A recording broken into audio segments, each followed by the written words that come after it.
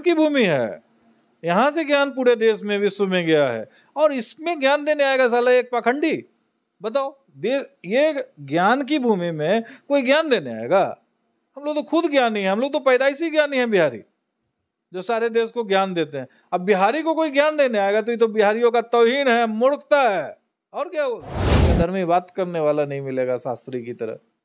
धर्मी है, ये धर्म का संचालक नहीं है। ये तो इसका तो स्टार्ट ही हुआ है बिजनेस के रूप में, जिसने एक बनिया से 1.5 लाख रुपया लेके ये धंधा स्टार्ट किया। ये धंधा आज कारपोरेट का, बिना कुछ सोचे समझे किसी को भी भगवान मान लेते हैं, किसी को भी भगवान बना देते हैं। अभी भी एक पटना में एक भगवान आया हुआ है, वो पाखंडी भगवान बन के ही इन लोग को सही मार्ग दिखाया जा सकता है। मंत्री समझ से तो बहुत अच्छे हैं, लेकिन कार्य करना पड़ता है मूर्खों वाला, क्योंकि मूर्ख वाला कार्य नहीं करेंगे तो ये मूर्ख फिर एकजुट कैसे होंगे? वोट का कलेक्शन और बाकी चीज करना, ये तो मूर्ख बनाने का काम है ना। आप वोट किसके लिए मांगेंगे? विकास।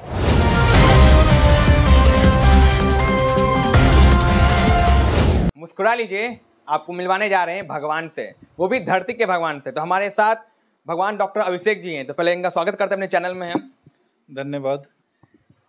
आपके नाम के आगे भगवान लगा है, और मैंने दर्शकों से कह भी दिया कि मैं भगवान से मिलने जा रहा हूँ, क्या कहेंगे? भगवान जो नाम है ना, मैंने इसलिए यूज़ करने की सोची है कि यहाँ के जो लोग हैं ज़्यादातर मूर्ख हैं अपने देश के। ये बिना कुछ सोचे समझे किसी को भी भगवान मान लेते हैं, किसी को भी भगवान बना देते हैं। अभी भी एक पटना में एक भगवान आया हुआ है, वो पाखंडी। तो मुझे लगता है कि भगवान बन के ही इन लोग को सही मार्ग दिखाया जा सकता है। अगर सही मार्ग दिखाना है, समाज में सुधार लाना है, तो इन लोग के थ्रू, जो भगवान का वर्ड है उसके थ्रू इन लोग को सुधारा जा सकता है। और जो सुधर गए, जो सही मार्ग पकड़ लिए, उनके लिए मैं दोस्त हूँ। आप बोले कि जो आ रहे हैं पटना हुए वो पाखंडी है, तो वो पाखंडी कैसे हैं, तो डिस्क्राइब करेंगे? देखिए, वो पाखंडी ही नहीं, अधर्मी भी बोल सकता हूँ मैं। कैसे? पाखंडी तो छोटा शब्द है, अधर्मी बोलते हैं ये लोग, ब्राह्मण लोग ज़्यादा यूज करते हैं अधर्मी।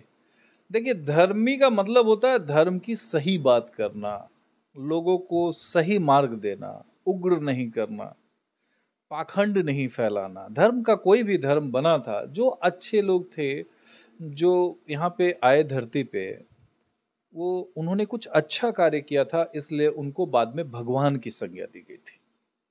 उनका कार्य अच्छा था, उन्होंने कम से कम पाप किया, कम से कम गलतियां की। क्या होता है कि इंसान अगर 60% 70% अपना सही देने लगे समाज में, तो वो भगवान के श्रेणी में आ जाएगा। आपने बात बात में बोल दिया कि हमारे हिंदुस्तान में सभी लोग मूर्ख हैं, तो सबसे पहले तो हमारे देश के प्रधानमंत्री को भी आप मूर्ख बोल रहे हैं। देखिए, प्रधानमंत्री समझ से तो बहुत अच्छे हैं, लेकिन कार्य करना पड़ता है मूर्खों वाला, क्योंकि मूर्ख वाला कार्य नहीं करेंगे तो ये मूर्ख फिर एकजुट कैसे होंगे? बोलो कैसा कार्य, थोड़ा बताएंगे? देखिए, ये जो मूर्ख वाला कार्य है, जो धर्म के नाम पे जो वोट का कलेक्शन और बाकी चीज करना, ये तो मूर्ख बनाने का काम है ना। आप वोट किसके लिए मांगेंगे? विकास के लिए, शिक्षा के लिए, सड़कों के लिए। आप मांगते हैं नौकरी, जॉब के लिए।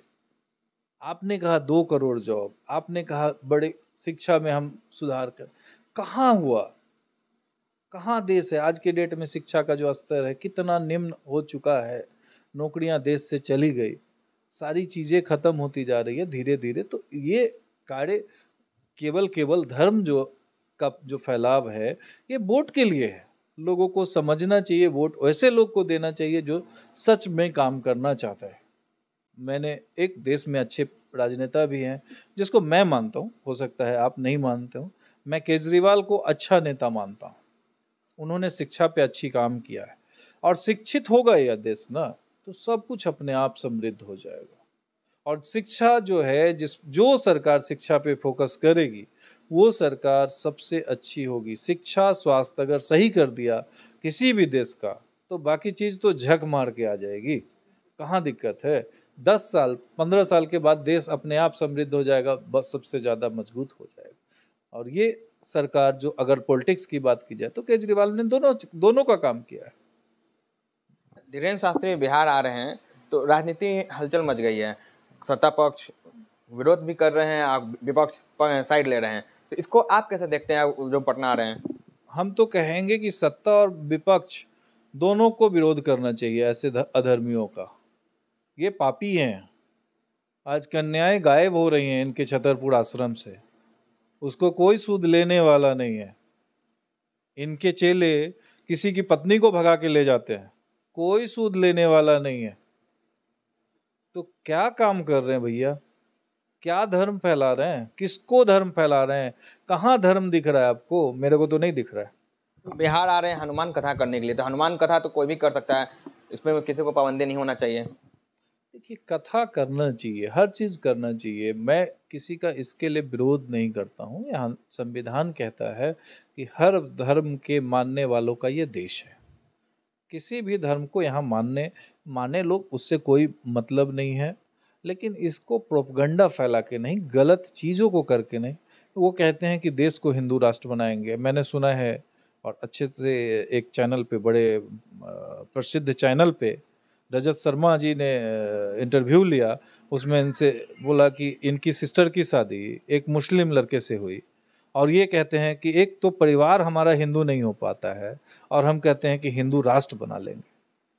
तो ऐसे ऐसे तो लोग हैं, और इसको हम लोग भगवान की संज्ञान देते हैं, बोलते हैं बहुत बड़े ब्रह्मचर्य हैं और फलना है ढेकना ढिमकाना। जो देखिए एक्चुअली क्या है ना, कि धर्म को मैं पहले भी बोल चुका हूँ कि जो लोग धर्म पहले मतलब शांति का जो प्रतीक था, उसको धंधा के रूप में लोगों ने डेवलप कर दिया है। ये बिजनेस हो चुका है। इसमें दो वर्ग बहुत बहुत महत्वपूर्ण रूप से योगदान देते हैं, और एक वर्ग है जो मूर्ख बनता है। तीन वर्ग को मैंने इसमें संज्ञान लिया है।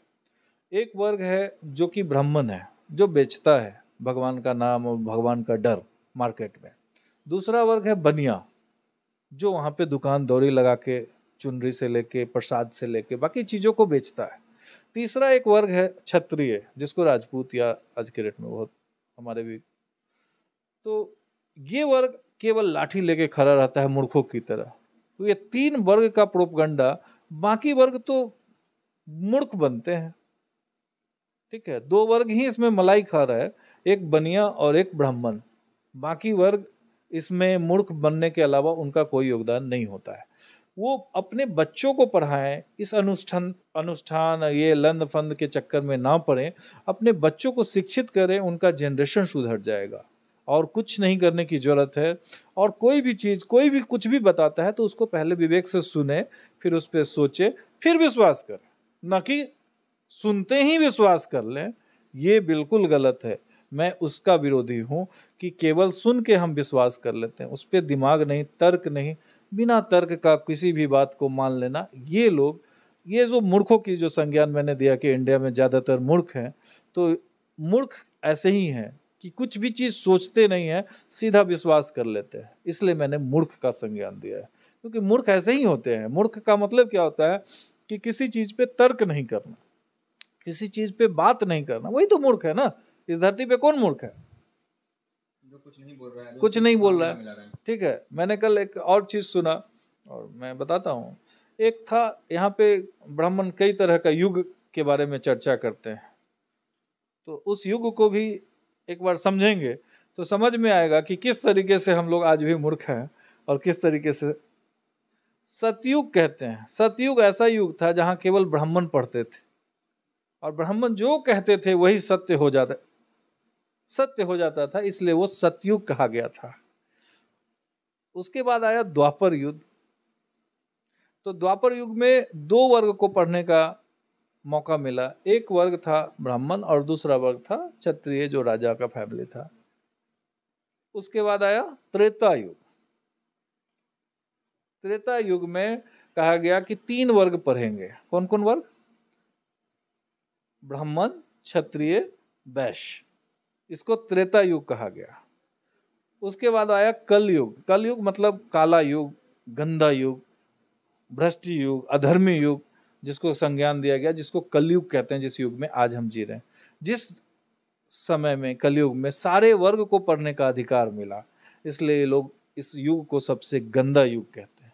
अब ये सोच देखिए कि युग को भी गंदगी और अच्छाई में डिफाइन अगर देखा जाए इसका सही मायने आप भी सोचें, हम भी सोचें, तर्क करें, विश्वास करें। हम अगर हमारा देश हिंदू राष्ट्र बनता है तो इससे किसी को क्या आपत्ति है? क्योंकि जब पाकिस्तान इस्लामिक कंट्री बन सकता है तो हमारा देश हिंदू राष्ट्र क्यों नहीं बन सकता है? देखिए, कोई भी देश या कोई भी समाज, कोई भी इलाका, अगर एक वर्ग के लोग बहुल होते हैं तो दूसरे वर्ग को सताना स्टार्ट करते हैं।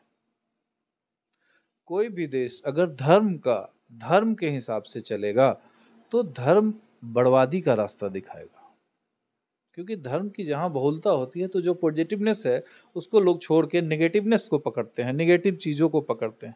आज पाकिस्तान की आप बात करें, पाकिस्तान की बात आपने की, आज देखिए कि मुस्लिम राष्ट्र बनने के बाद वहाँ के जितने अन्य समाज के लोग हैं उनका क्या स्थिति है। अन्य समाज को भी जीने का अधिकार है कि नहीं है? अन्य धर्म को मानने वाले को भी जीने का अधिकार था, लेकिन धीरे धीरे वो वहाँ से खत्म हो चुके। ठीक है, तो या तो आप यही काम यहाँ पे कर देंगे तो बाकी लोग को भी आप धीरे धीरे खत्म करने के लिए तैयारी कर रहे हैं। तो देश को संविधान से तरीके से चलाइए।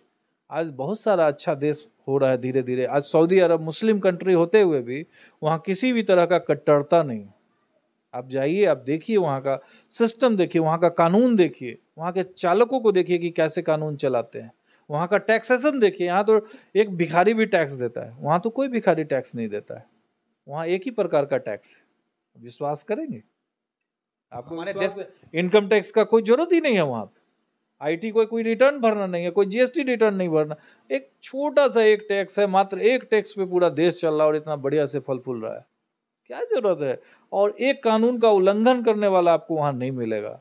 ये इस तरीके की अधर्मी बात करने वाला नहीं मिलेगा शास्त्री की तरह। ये तो अधर्मी है, ये धर्म का संचालक नहीं है। ये तो, इसका तो स्टार्ट ही हुआ है बिजनेस के रूप में, जिसने एक बनिया से 1.5 लाख रुपया लेके ये धंधा स्टार्ट किया। ये धंधा आज कारपोरेट घराना दिख रहा है। इसमें क्या बड़ा बात है? इसमें क्या बड़ा ये इसने कर लिया है? ये तो कारपोरेट घराना बना लिया है। ये लफुआ लफंगा ये आ जाता है, ऐसा ऐसा लोग प्रवचन देगा तो प्रवचन की तौहीन है। जो प्रवचन दे रहा है वो प्रवचन खराब हो जाएगा, वो जो वर्ड है वो वर्ड खराब हो जाएगा। ऐसे ऐसे लोग प्रवचन करेंगे, तो इसके लिए अच्छे लोग होने चाहिए। इनसे पहले आसाराम बापू भी थे, राम रहीम भी थे, और बीच में एक निर्मल बाबा आए थे जो अपना पर्स खोलेंगे तो पैसा आ जाता था। तो हम लोग इस बीच में कैसे फंस जाते हैं और इससे निकले कैसे? देखिए, सबसे बड़ी चीज़ है कि मैंने आपको पीछे बोला कि कोई भी चीज़ आपको कोई दिखाता है कि ये आईना दिखा रहा है कि ये चीज़ है। ये इसको माइक को जैसे मैंने पकड़ लिया तो इसको, अब मैंने बोला कि ये तो सोने का है, आपने बोला कि मैं ये सोने का भैया, तो मैं क्या करूँगा, इसको देखूंगा ना, कहीं सोनार से जाके चेक करवाऊंगा ना कि ये सोने का है कि नहीं, जो जानता है इसके बारे में। हमारा क्या समाज है कि किसी चीज़ को जानना नहीं चाहता कि ये क्या है।